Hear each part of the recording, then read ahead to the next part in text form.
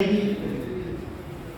तरफ कहते हैं परिवारवाद परिवारवाद, दूसरी तरफ ये क्या परिवारवाद नहीं। इन परिस्थितियों के अंदर इस राज की नीति को समझते हुए भाई अब समय है, जो साथी अभी बोल के गए, साथी दरिया भी बोल रहे थे, साथी सीमार भी बोल रहे थे, बिल्कुल कोई नाराज नहीं। दे ले ले जाना चाहिए, इस सरकार को उखाड़ फेंकना चाहिए। सहमत हो भाई? इंकलाब जिंदाबाद, जिंदाबाद, जिंदाबाद, इंकलाब जिंदाबाद, जिंदाबाद, जिंदाबाद। लेकिन ये उखड़े कैसे, उखड़े कैसे, सवाल तो ये है। और इसके लिए भाई रिटायर कर्मचारी संघ हरियाणा कोई राजनीतिक पार्टी तो नहीं है। हाँ ये जरूर है कि हम राजनीतिक पार्टियों का विश्लेषण जरूर करते हैं, करना भी चाहिए। ना रिटायर कर्मचारी संघ हरियाणा ने चुनाव लड़ना, लेकिन इस बीजेपी की साजिश को हम बखूबी रूप से समझ रहे हैं। वो क्या साजिश है? 10 साल में पूरा देख लिया कि एकता को तोड़ो और राज करो, फूट डालो और राज करो।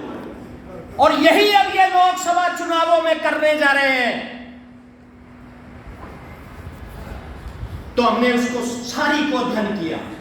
अध्ययन करने के बाद कि हमारा रिटायर कर्मचारी संघ ये बिल्कुल सही करे, हम इसको उखाड़ फेंकेंगे। लेकिन उखाड़ तब फेंका जाएगा अगर हम एक जगह डटेंगे, और अगर एक जगह नहीं डटे तो भाई फिर तो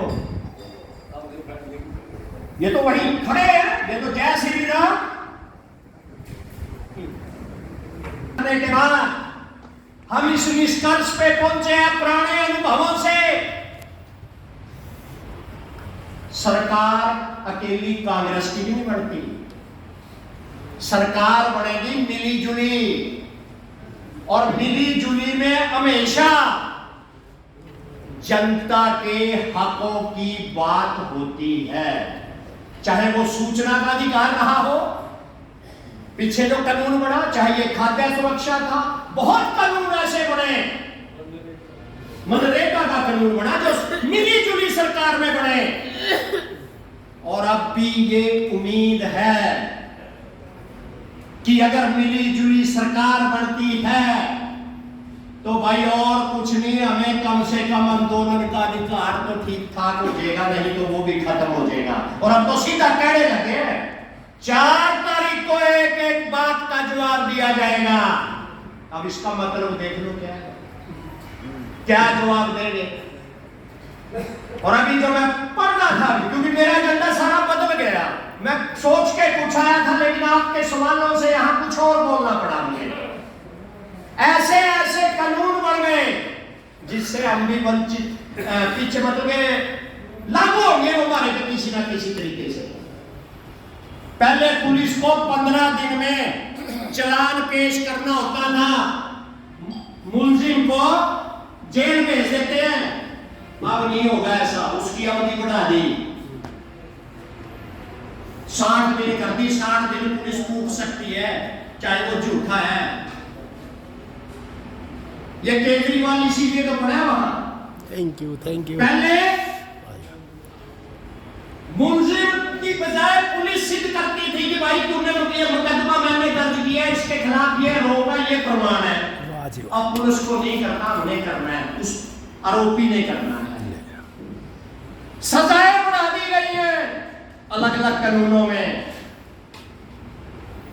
और एक आपसे जो छोटा सा जरूर चर्चा करना चाहूंगा, एक कानून लेके आई थी बीजेपी की सरकार। ये रोडवेज के साथी बैठे हमारे Babu Khan ji, motor vehicle act, MV act. आपके पास तमाम साथी ऐसे बैठे होंगे जिनके पास कारें हैं, स्कूटर है, मोटरसाइकिल है। कानून बना दिया गया उन बड़ी बड़ी कंपनियों के हक में कि भाई पेट्रोल वाली की उम्र 10 साल है और डीजल वाली गड्डी की उम्र 15 साल है। और बहुत से कर्मचारी हमें ऐसे मिले, रिटायर कर्मचारी मिले, जिन्होंने रिटायरमेंट से पहले कुछ गाड़ी ली, अब पेंशन कम्युनिकेशन के बाद गुजारा नहीं हो रहा, उसकी किस्त भी जारी है और वो 15 साल भी होने लग रहे हैं। कह रहा प्रधान जी दोबारा कहां से लूंगा, ये गड्डी तो बिल्कुल ठीक पड़ी है मेरी, बिल्कुल ठीक है। तो इस प्रकार की स्थिति आ गई।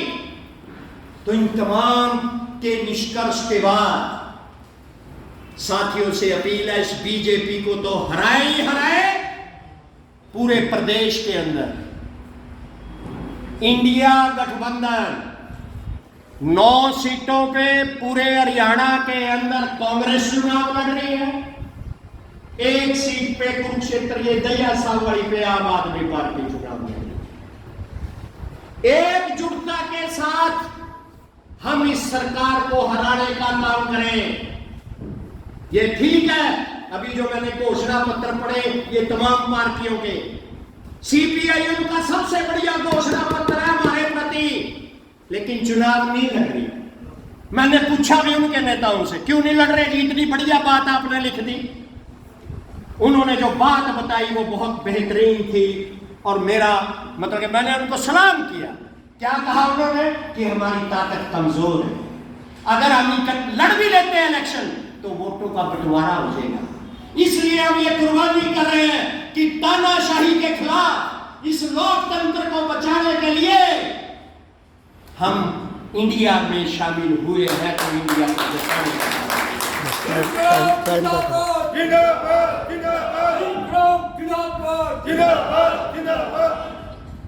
तो इसी अपील के साथ, इसी आशा के साथ कि आप इस करनाल जिला के अंदर कोई दो राय नहीं, बड़े धुरंधर इलेक्शन लड़ रहे हैं भाई।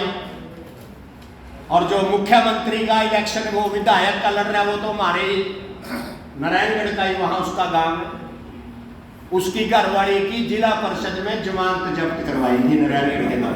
यार इसकी हो जाएगी।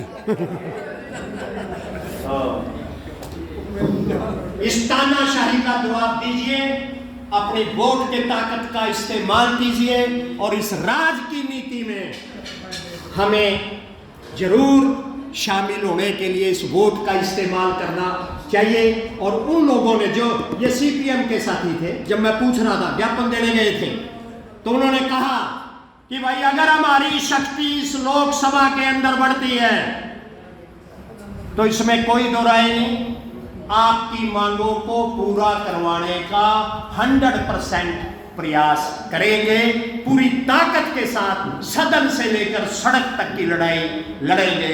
इनकलाब जिंदाबाद, जय हिंद, जय श्री राम।